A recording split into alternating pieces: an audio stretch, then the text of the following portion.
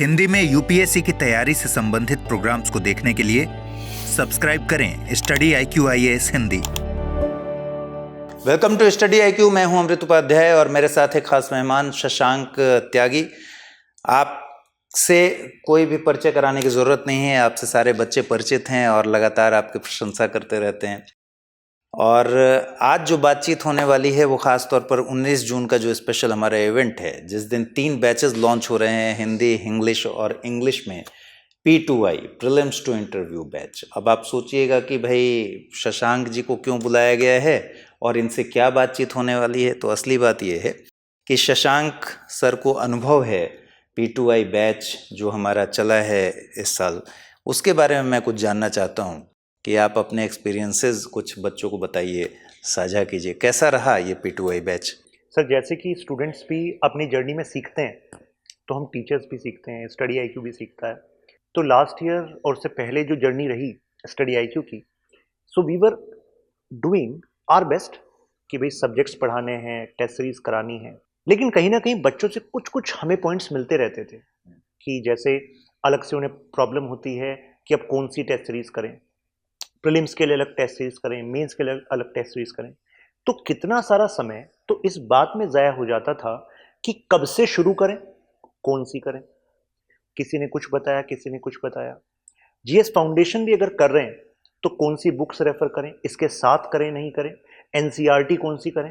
तो इतने सारे तमाम सवाल हर एक बिगिनर के मन में होते थे कि ज्वाइन कर लेता था कोचिंग और करीब 5 महीने बीत जाते थे, लेकिन अभी तक वो कनेक्ट नहीं हो पाता था एग्जाम की डिमांड से। So there is a difference between subject centric approach and exam centric approach. क्योंकि हमारा फोकस एग्जाम सेंट्रिक रहा है तो एग्जाम यूपीएससी बदलती रहती है, मतलब ट्रेंड में कुछ ना कुछ डिफरेंस आता रहता है। तो ऐसे में हमने प्रीलिम्स से लेकर इंटरव्यू स्टार्ट किया, जिसमें प्रीलिम्स की रिक्वायरमेंट क्या है, आपकी रीडिंग वाइड हो, रिक्वायर्ड डेप्थ भी हो, और अगर चेंज हो रहा है, अगर पिछले साल आपने इंडियन पॉलिटी में जो पढ़ाया था इस साल भी एग्जैक्ट आप वैसा करेंगे तो यूपीएससी की सरप्राइज को कैसे बच्चा डील करेगा। तो इस वजह से हमने वो फाउंडेशन जो अमूमन बच्चा छोड़ देता था, हमने उसको भी कैटर किया, डेप्थ को भी कैटर किया, फिर टेस्ट के साथ क्लास में ही प्रीलिम्स और मेंस के दोनों के साथ मतलब सिखाया भी और फिर टेस्ट भी किया। अब ये तो ठीक है कि चलो सिखा दिया, बता दिया, अप्लाई करना सिखा दिया। फिर एक और चैलेंज है, अमूमन सब इंसान ही है और बीच बीच में मोमेंटम ब्रेक होता रहता है। तो हमने देखा, डेटा बताता है कि कई सारे ऐसे बच्चे हैं किसी कारणवश वो क्लास नहीं कर पा रहे, फिर पेंडिंग होती जा रही है, आधी क्लास करी, किसी ने पूरी क्लास करी। तो एक फोकस तो ये था कि जो बच्चा ऑलरेडी अच्छा परफॉर्म कर रहा है तुम उस पर फोकस करते रहो, वहीं से रैंक आएगी। लेकिन फिर हमारे होने का फायदा क्या है अगर हम पोटेंशियल को ना निखार पाए। तो जो बच्चा नहीं आ पा रहा, हमारी जो पर्सनल मेंटोर्स की टीम है वो लगातार एक्सेल शीट बनाती है। आपका बच्चे को नहीं पता होगा कि उससे ज्यादा जानकारी उसके बारे में उस टीम को है। जैसे कहते हैं ना कि भाई गूगल सब जानता है, तो हमारी मेंटरिंग टीम सब जानती है, जिसमें अमृत सर उसके हेड भी हैं, ठीक है, तो वो सब जानती है। तो ऐसे में वो रीच आउट करती हैं बच्चों को कि भाई आप क्यों नहीं आ रहे थे, what is the problem, academic issue है, नॉन एकेडमिक इशूज है, हम सबको डील कर रहे हैं during the GS foundation journey. अब यहां पर आपका प्रीलिम्स और मेंस का टेस्ट सीरीज तो हो रहा है, जैसे ही आपका सिलेबस कंप्लीट होता है generally coaching tata bye bye कर देती है स्टूडेंट्स को कि ठीक है कोर्स कंप्लीट हो गया, आपने फीस दे दी, डन। अब बच्चा कहता है यार अभी तो 4 महीने पड़े एग्जाम के, अब मैं क्या करूं। तो फिर उन्हें बताया जाता है कि अलग से टेस्ट सीरीज ज्वाइन कर लो, क्रैश कोर्स ज्वाइन कर लो। फिर बच्चा उस डामाडोल में कई बार 2 से जो 3 महीने क्रूशियल होते हैं उसमें ऑफ ट्रैक हो जाता है। मैं खुद जब प्रिपरेशन की जर्नी में था, मुझे खुद पता है 1.5 महीने पहले मतलब मोमेंटम आउट हो गया और पूरे साल इतनी जबरदस्त मेहनत की थी। तो जब हमारे अनुभव ऐसे थे तो मैं पता ये चैलेंजेस आ रहे हैं। सो दैट इज वाई हमने SIP भी उसी में जोड़ दिया है, सक्सेस इन प्रीलिम्स। हम कोर्स भी कंप्लीट कराएंगे, अप्लाइड भी करवाएंगे और टेस्ट सीरीज भी लेंगे, उसके बाद रिवाइज भी कराएंगे। और जब आप रिवाइज करोगे तो आपके घर पर अलग से नोट्स ऐसे भेजेंगे कि आप एग्जैक्ट ये पढ़ो, क्योंकि ये मोस्ट इंपोर्टेंट थीम्स हैं, यहां से क्वेश्चन बनने की संभावना है। रिवीजन के समय चार्ट्स का इस्तेमाल, इंफोग्राफिक्स का इस्तेमाल वो कंटेंट टीम हमारी करती है और वहां पर आपको दे दिया जाता है। अब उसको मल्टीपल रिवीजन करो। फिर एक चैलेंज है कि उस समय पर अब सारी बुक्स और नोट्स तो पढ़ने का समय है नहीं, तो हम क्या करते हैं, हर एक लेक्चर को तुमने समझा कि नहीं समझा, एसआईपी के दौरान हर एक लेक्चर के बाद 50 क्वेश्चन आपको मिलेंगे, और वो इतने स्टैंडर्ड के क्वेश्चन हैं कि अगर आपने उसको कर लिया तो यूपीएससी में आप कंफर्टेबल रहोगे। और ये हमारा टेस्ट रन जो था ये सक्सेसफुल हुआ। इसी वजह से इस साल इतने सारे बच्चे प्रीलिम्स क्लियर करें हमारे फाउंडेशन बैच से, पुराने वाला बैच था, और अब वो एमआरपी में आ रहे हैं, जो मींस रेजिडेंशियल प्रोग्राम स्टार्ट होने वाला है। तो ये हमारा टेस्ट यानी कि सक्सेसफुल था। अब उसमें करीब 3,500 से 4,000 क्वेश्चन हम प्रैक्टिस करा देते हैं अलग से उस रिवीजन वाले टाइम में। तो ये अचीवमेंट रहा। अब इसके बाद एक बच्चे की डिमांड होती है कि हमारी ना पर्सनालिटी अलाइन नहीं है शायद यूपीएससी के हिसाब से, और अगर हम कर भी लें तो कहीं ना किसी स्टेज पे इशू आएगा। तो ऐसे में मंथन प्रोग्राम स्टार्ट किए गए। मंथन में आपको वीकली सेशन दिया जा रहा है जिसमें कि आप किसी एक पर्टिकुलर टॉपिक पर बोलेंगे इन अ ग्रुप। वो जूम सेशन के थ्रू होता है और आपका जो मेंटरिंग टीम है वो उसका ध्यान रखती है। तो जिससे कि आप अपने बारे में कई सारी चीजें जो मिथ बनाकर बैठे हैं कि यार मैं ऐसा नहीं कर सकता, मैं तो यही कर सकता हूं, जो अपने बारे में इमेजेस हैं उसको ब्रेक किया जाता है। क्योंकि ultimately sir UPSC is not a game of knowledge, just knowledge, knowledge तो बेस है, it's a game of personality, यानी कि व्यक्तित्व का इम्तिहान है। तो व्यक्तित्व को निखारने की कोशिश इसमें की जा रही है। और भी कितने सारे फीचर्स हैं, लेकिन ऐसा लगेगा कि मैं सारी लिस्ट की बात कर रहा हूँ तो आप थोड़ा सा बताइए। देखिए, यहाँ मैं एक बात आपको बता दूं कि शशांक सर की बातों में इतना कॉन्फिडेंस कहाँ से आया है कि पिछले पूरे 1 साल से ये बच्चों को मेंटोर कर रहे हैं, बतौर फैकल्टी एक एक चीज़ें समझा रहे हैं, और ये सब समझाने के दौरान, सब बताने के दौरान एक बार हमने स्टूडेंट मीटअप कराया था जब बच्चों में वो क्रेज़ दिख रहा था आपसे पढ़ने का, और आज वो दरअसल रिजल्ट का टाइम है, प्रीलिम्स का रिजल्ट आ गया है, और प्रीलिम्स के रिजल्ट में भारी तादाद में, अच्छी खासी संख्या में वो बच्चे पास कर चुके हैं, जबकि इस बार बड़ा चैलेंज था सीसेट की वजह से। तो अब जब बच्चे पास कर चुके हैं, वो अब रेसिडेंशियल प्रोग्राम में आ चुके हैं, बहुत सारे बच्चे आ रहे हैं, और शशांक सर उनसे मिल चुके हैं। तो ये पूरा कॉन्फिडेंस जो आ रहा है ना, वो वहाँ से आ रहा है, क्योंकि अब जाकर जो सपना देखता है, एक एस्पिरेंट देखता है, एक बतौर फैकल्टी आप देखते हैं, तो वो सब अब ज़मीन पर दिख रहा है, और अब उन पर जिस तरीके से काम हो रहा है वो निश्चित तौर पर फाइनल रिजल्ट में दिखने वाला है। तो इसलिए इतना सारा कॉन्फिडेंस है और बच्चों से लगातार इंटरेक्शन है। आज मैं एक सेशन ले रहा था, लाइव सेशन ले रहा था, तो aspirant was asking that what is the difference between foundation course and P2I। तो मैं ये आपसे समझना चाहता हूँ। फाउंडेशन कोर्स जैसे कि नाम सजेस्ट करता है, उसमें जो डिफरेंट सब्जेक्ट्स हैं उनको बेसिक से लेकर डेप्थ तक बताया जाता है, और वो एक तरीके से यूपीएससी में आपकी फाउंडेशन बना देता है। जैसा कि मैंने कहा, it's not a game of just exam. अगर आपको 2 चीज में चुनना हो कि यार मैं वाइज हो जाऊं या मैं क्लेवर हो जाऊं, तो मैं कहूंगा कि ज्यादा प्रोपोर्शन क्लेवरनेस का जरूरी है। आप बहुत कुछ पढ़कर महान ज्ञानी बन जाएंगे, लेकिन उस मेरिट लिस्ट में जब नाम की रिक्वायरमेंट है ना, तो क्लेवरनेस की जरूरत है। कितना, कहां से, कैसे, और कैसे उसका प्रयोग। तो उसके लिए rigorous test, feedback, revision, thematic analysis, जो मैं SIP प्लस की बात कर रहा था कि अंत में आपको उससे रिवाइज करना होगा। और प्रीलिम्स क्लियर करने के बाद अल्टीमेटली हमें आंसर राइटिंग पर बहुत काम करना होता है। Answer writing is not like कि मुझे इस टॉपिक के बारे में जानकारी है तो मैं लिख ही दूंगा, नहीं, ऐसा नहीं है। क्योंकि एग्जाम बेसिकली लिमिटेड सीट्स हैं, कंपटीशन है, तो आपको बहुत अच्छा लिखना होगा। तो कुछ टेक्निक्स हैं, और वो टेक्निक्स आप प्रैक्टिस करते करते सीख लेते हैं, फिर आपके रिफ्लेक्सेस में आ जाती हैं। क्योंकि जब आप मेंस में होंगे ना, आपके पास इतना भी समय नहीं होता कि आप इधर उधर भी देख लें। नहीं तो क्वेश्चन का अगर कोई पार्ट छूट गया, ध्यान से देखना, तो उससे समझ लीजिए अगर मार्क्स में डिफरेंस आ गया तो इट्स लाइक कि 1 ईयर की जर्नी दोबारा स्टार्ट होगी। ऐसे कई सारे केस हो जाते हैं। तो वो यहीं पर वो कर लें बच्चा। तो P2I में हमने ये रिगरस प्रिपरेशन हम यहां पर बुलाकर कराएंगे, क्योंकि आप घर के कंफर्ट में है। ठीक है, आपने प्रीलिम्स क्लियर कर दिया, अब हमने वो करा दिया आपका, लेकिन अब आप हमारे सामने मॉर्निंग से लेकर नाइट तक का जो आपका शेड्यूल है वो हमारी टीम बना रही है। आप रेगुलर फैकल्टीज से मिल रहे हैं, किसी भी मतलब वो तो अलग से सब्जेक्ट वाइज आपके लेक्चर्स लगे हुए हैं ऑफलाइन में, अगर आपको विशेष किसी फैकल्टी से टाइम चाहिए तो फैकल्टी आपके लिए मौजूद रहेगा, क्योंकि अल्टीमेटली हमें रैंक लानी है। मेंस में अगर आपने जबरदस्त स्कोर कर लिया और इंटरव्यू में आपके अबव एवरेज मार्क्स भी हैं, तो रैंक कितने सारे स्टूडेंट्स की हर साल सुनिश्चित होती है। और कितने सारे लोग, अभी आपने देखा भी होगा, स्टडी IQ प्लेटफॉर्म पर आए थे और उन्होंने अपने एक्सपीरियंसेस भी शेयर किए थे।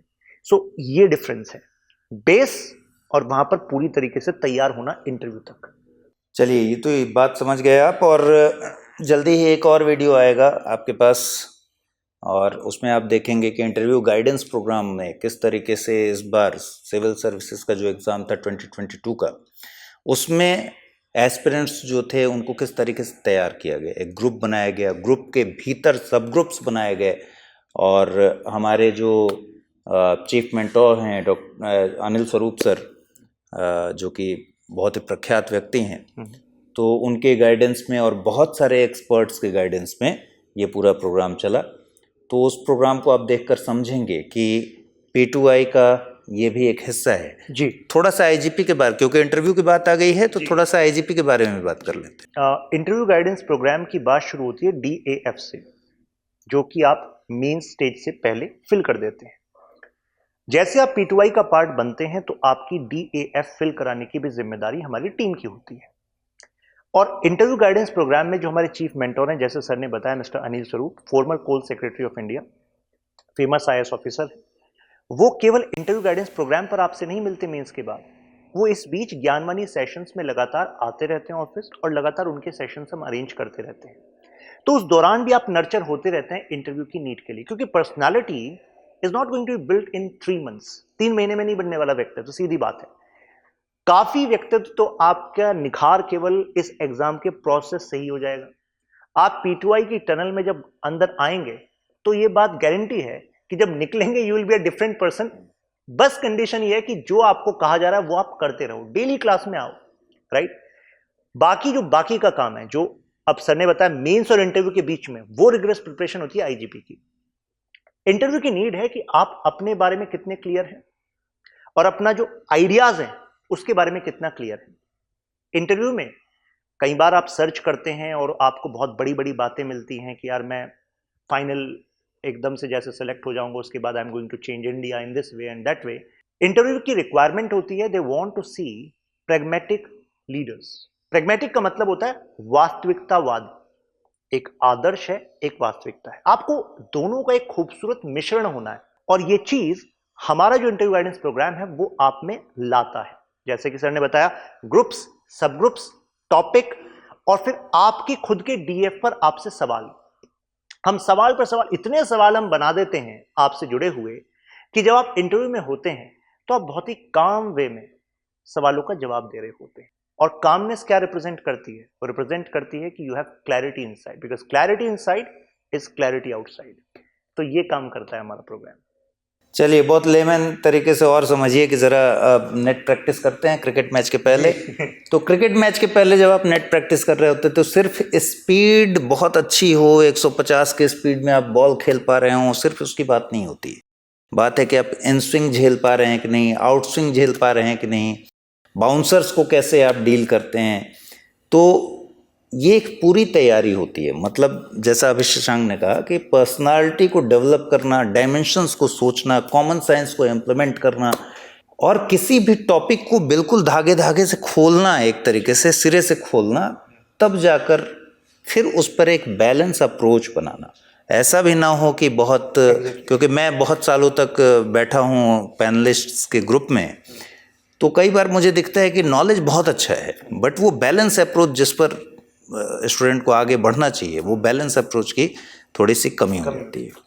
तो इंटरव्यू गाइडेंस प्रोग्राम उसी तरीके का एक प्रोग्राम है जो कि P2I का ही पार्ट है, और उसके ज़रिए आपकी पर्सनालिटी को डेवलप करने के लिए ग्रुप डिस्कशंस का सहारा लिया जाएगा, डायमेंशंस पर सोचने की क्षमता, कैपेसिटी डेवलप की जाएगी, बिल्ड की जाएगी। तो ये सारी बहुत इंपॉर्टेंट बातें हैं। और मैं एक बार आगे बढ़ूँ उससे पहले फिर से दोहरा दूँ कि ये जो बैचेज़ हैं, ये 19 जून से study IQ Hindi, English, Hinglish तीनों ही भाषाओं में 19 जून शाम 6 बजे से बैच की शुरुआत हो रही है। एडमिशन्स ओपन है ऑलरेडी, आप एडमिशन्स ले सकते हैं। डिस्क्रिप्शन बॉक्स में तीनों ही बैचेस के लिए जो लिंक है वो आपको अवेलेबल है। और हम बात शशांक से इसलिए कर रहे हैं क्योंकि शशांक सर ने बहुत सारे बच्चों के साथ लगातार इंटरेक्शन करके और अब वो सफलता के लगभग सीढ़ी पर हैं वो बच्चे, तो एक लंबा एक्सपीरियंस इनको है। थोड़ा सा मेंस आंसर राइटिंग के बारे में बात करना चाहते हैं। मेंस आंसर राइटिंग के बारे में जब बातचीत करते हैं तो सारे टॉपर्स बोल देते हैं मेंस आंसर राइटिंग करनी चाहिए, हम भी बोल देते हैं मेंस आंसर राइटिंग करनी चाहिए, बट मेंस आंसर राइटिंग करनी चाहिए कि पीछे क्वेश्चंस की डिमांड को समझना, उसके हिसाब से नॉलेज होना, उसके हिसाब से उस पूरे आंसर को फ्रेम करना, बहुत सारी ऐसी बारीक चीज़ें हैं जिस पर नंबर्स बढ़ते हैं। बिल्कुल। और आप लोग जानते हैं कि 1 मार्क्स भी अगर पर क्वेश्चन बढ़ गया तो रैंक में बहुत बड़ा हेर फेर हो जाता है। तो आपको तो इतना एक्सपीरियंस है, तो ज़रा सा इस P2I बैच के मेंस आंसर राइटिंग प्रोग्राम के बारे में बताइए। देखिए, जैसे ही आप लेक्चर लेना स्टार्ट करते हैं, क्लास में आते हैं, तो आपकी अंडरस्टैंडिंग पर काम होता है। हमें बिल्कुल ऐसा नहीं सोचना चाहिए कि फर्स्ट डे से हम आंसर को लिखना शुरू करें, क्योंकि सबसे पहले हमारे पास कंटेंट होना चाहिए, राइट। जब किसी कॉन्सेप्ट की नॉलेज आपको फैकल्टी दे देते हैं, फिर वो इंटरलिंक खुद ही करते हैं कि देखो इसका इंटरलिंक करंट से कैसे है, देखो किस तरीके से क्वेश्चंस आए हुए हैं, तो क्वेश्चंस भी आपको शो किए जाते हैं। कई क्वेश्चंस ऐसे होते हैं कि पर्टिकुलर एक कॉन्सेप्ट पर ही बेस्ड होते हैं, कई क्वेश्चंस ऐसे होते हैं जिसमें आपको इंटरलिंकिंग की जरूरत होती है। तो understanding is the first stage, assimilation is the second stage. Assimilation का मतलब होता है चिंतन। ज्ञान ले लिया, अब उस पर थोड़ा चिंतन करो जिससे कि वो थोड़ा एब्जॉर्ब हो। कई बार क्या होता है आपके साथ कि आपने समझ लिया, लेकिन जब आप लिखने बैठते हैं तो कहते हैं कुछ लिखने के लिए मतलब समझ में तो आ गया था बट लिख नहीं पा रहा हूं या लिख नहीं पा रही हूं, पता नहीं ऐसा क्यों हो रहा है। वो इस वजह से हो रहा है, समझने के बाद चिंतन जरूरी था। चिंतन से, एसिमिलेशन से क्या होता है, आपके थॉट्स, सेंटेंसेस, इंटरलिंकिंग और वो दिमाग में बैठने लगते हैं, राइट। एसिमिलेशन जब हो जाए उसके बाद कुछ टॉपिक जिसमें इंटरलिंकिंग की जरूरत होती है वो इंटरलिंकिंग हो जाता है। उसके बाद you can start creation. Creation मतलब आंसर लिखना। अब आंसर राइटिंग की कुछ टेक्निक्स हैं। बेसिक जो सबको पता होता है कि एक इंट्रोडक्शन होता है, एक बॉडी होती है, एक कंक्लूजन होता है, और तीनों की ही अलग अलग डिमांड भी होती है, अलग डिमांड है। आपकी क्लासेस में P2I बैच में सबसे पहले तो आंसर बिल्डिंग सिखाई जाती है। वी आर नॉट एक्सपेक्टिंग कि आपको क्वेश्चन देंगे, आप लिखेंगे और आप बहुत अच्छा लिख देंगे, नहीं नहीं। हमारी एक्सपेक्टेशन बिल्कुल ये है कि बिल्कुल आप स्क्रैच से शुरू कर रहे हैं। तो हम आंसर बिल्डिंग सिखाते हैं कि इंट्रोडक्शन कैसे समझा जाता है कि सही लिखा है। एक बहुत पुरानी टेक्निक, बच्चा सोचता है इंट्रोडक्शन की, मुझे अगर एक कीवर्ड क्वेश्चन में दिख गया जिसके बारे में मुझे कुछ ज्ञान है, कुछ नॉलेज है, मैं उसके बारे में 2 लाइन लिख दूंगा, इंट्रोडक्शन हो जाएगा।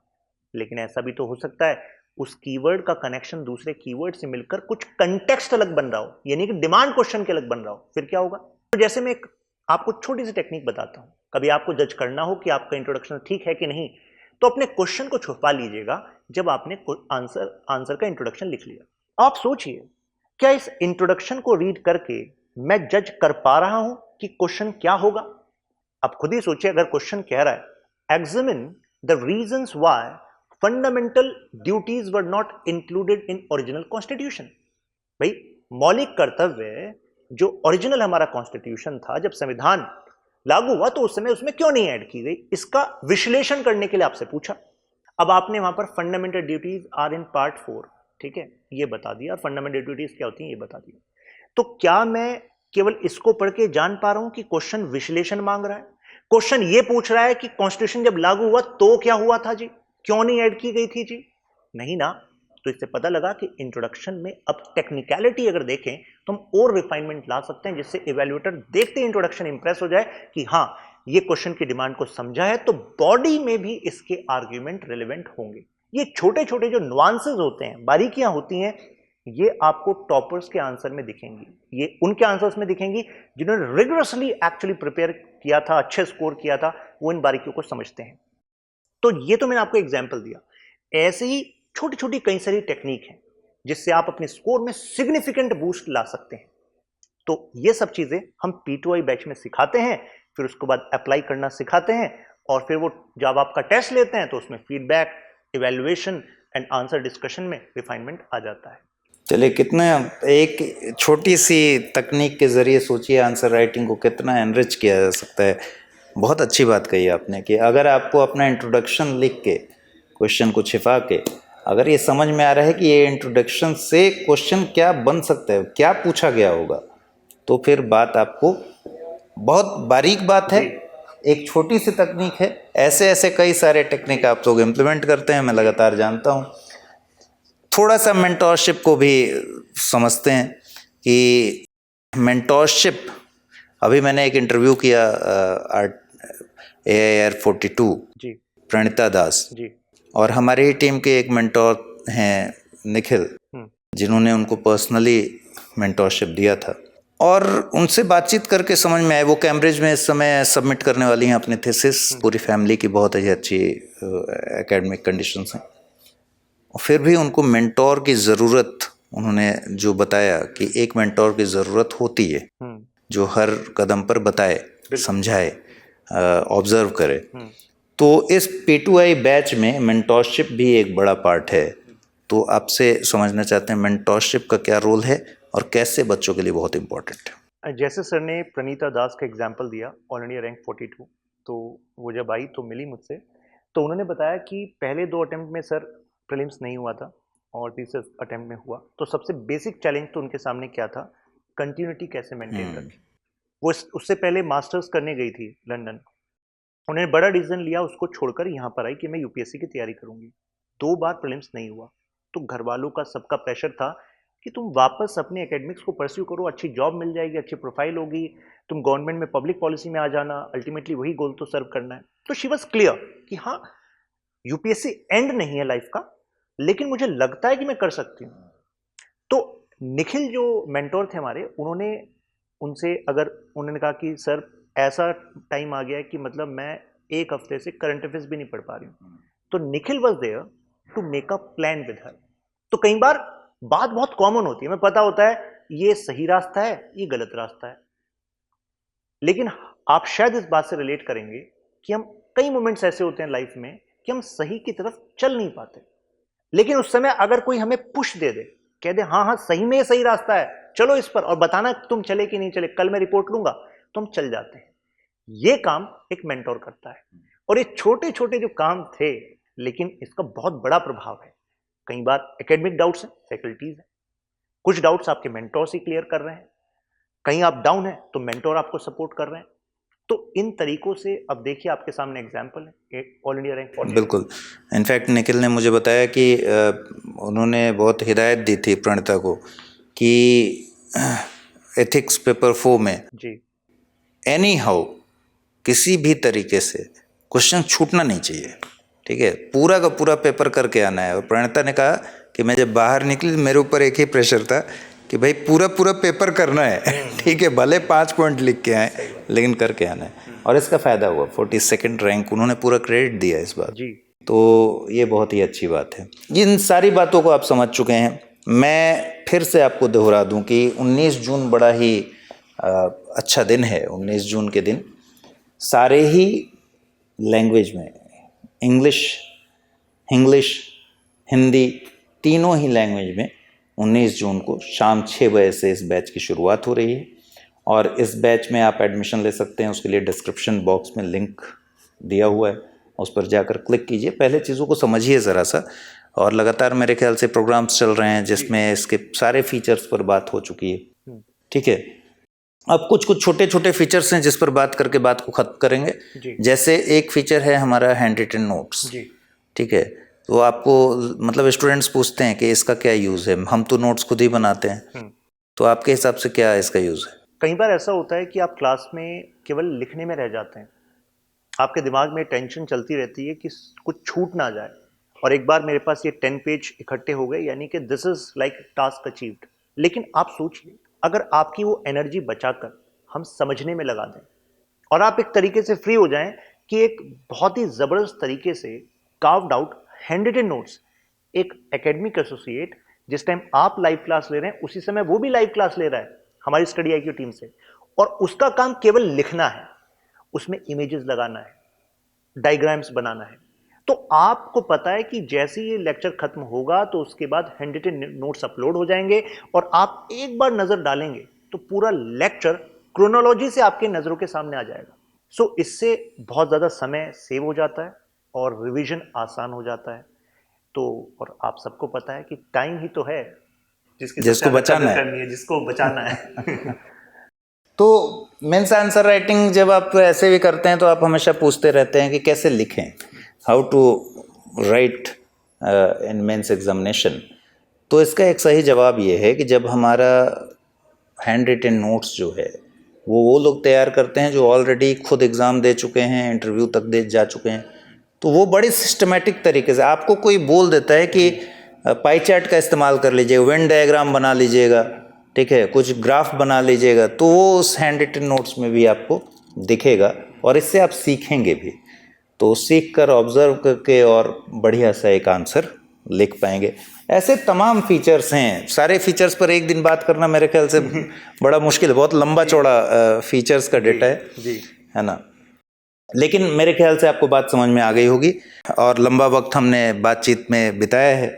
तो अंतिम में जाते जाते मैं कह दूं कि सिर्फ प्रीलिम्स इस कोर्स में जो भी एनरोल्ड होंगे वो हिंदी में हो, इंग्लिश में हो, जब आप पीटी निकाल लेंगे, जिसके लिए हमारी टीम पूरी ताकत लगाएगी, जैसा अभी शशांक सर ने बताया कि किस तरीके से सक्सेस इन प्रीलिम्स और बाकी हर तरीके से, इस बार तो बुक्स भी भेजे जा रहे हैं जी, बुक्स भी भेजे जा रहे हैं, ठीक है, बुक्स भी घर पर भेजे जा रहे हैं, 15+ बुक्स हैं या 18+ बुक्स हैं। यस। तो हर तरीके से अभी कोशिश होगी कि आपका प्रीलिम्स निकले, जो कि आयरन गेट है, और उसके बाद आपको कुछ नहीं सोचना है, बस बस्ता टांगना है, एक बैग उठाना है और हमारे पास चले आना है। आपकी पूरी जिम्मेदारी हमारी, और मेंस में ऐसे शानदार फैकल्टीज़ के साथ आप जब काम करेंगे तो बट ऑब्वियस है कि आप रिजल्ट देंगे। थैंक्स अ लॉट शशांक इस पूरी बातचीत के लिए और पीटीवाई को इतने अच्छे से समझाने के लिए, अपना एक्सपीरियंस शेयर करने के लिए। आप लोग बिना सोचे समझे थोड़ा सा फीचर वगैरह देख लीजिए, संतुष्ट हो जाइए, सपोर्ट का नंबर है उस पर बात कर लीजिए। सर का एक्सपीरियंस, शशांक सर का आपके सामने आ ही गया है और बाकी तमाम फैकल्टीज़ के एक्सपीरियंस आपसे शेयर हो रहे हैं। डिस्क्रिप्शन बॉक्स में लिंक है, चाहे तो जाकर क्लिक कर लीजिए। Good bye. हिंदी में यूपीएससी की तैयारी से संबंधित प्रोग्राम्स को देखने के लिए सब्सक्राइब करें स्टडी IQ IAS हिंदी।